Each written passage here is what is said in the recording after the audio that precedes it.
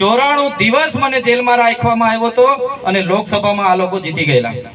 આ વખતે પણ એમને એવું હતું કે ચૈતરભાઈને એકવાર જેલના દરવાજાની અંદર નાખી દો જેલમાં, પછી તો મેદાન ખુલ્લું છે, આપણે બધા જીતી જવાના છે હતું એ લોકોના મીડિયાના સ્ટેટમેન્ટ તમે જોઈ લેજો।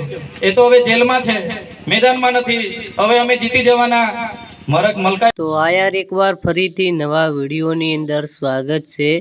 તો મિત્રો ચૈતર વસાવાના આજના ખુશીના સમાચાર છે અને તમને બધાને ખબર જ હશે કે એક દિવાળીથી પણ મોટો તહેવાર આજે લાગે છે, કારણ કે ચૈતર વસાવાના બંને બાળકો કહેતા હતા કે અમારે પપ્પા જોડે જવું છે અને પપ્પાને અહીંયા લાવો। ત્યારે તેમની બંને પત્નીઓ પણ વિચારતી હતી કે અમારા પતિથી અમે ક્યારે મળીશું। તો ફાઇનલી મિત્રો એ દિવસ આવી ગયો છે કે હવે ચૈતર વસાવાની પત્ની, ચૈતર વસાવાના બાળકો ચૈતર વસાવાને ખુલ્લેઆમ મળી શકશે।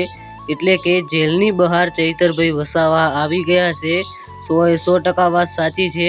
હવે 2 થી 3 કલાકની અંદર ચૈતર વસાવા જેલની અંદરથી આવી જશે અને જ્યારે આ સ્વાગત કરવામાં આવશે ને, આ સ્વાગત કંઈ નાના મોટું નહીં હોય, કારણ કે એક મોટો વીઆઈપી નેતો આવે તેવી રીતે સ્વાગત કરવાનું છે।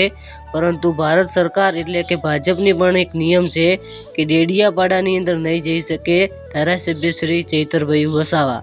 જી હા મિત્રો, ડેડિયાપાડાની અંદર અથવા કોઈ ન્યૂઝ નહીં આપી શકે ચૈતરભાઈ વસાવા મીડિયાવાળા સામે। બાકી ચૈતર વસાવા જેલની અંદરથી બહાર આવવાના છે, 100% વાત સાચી છે।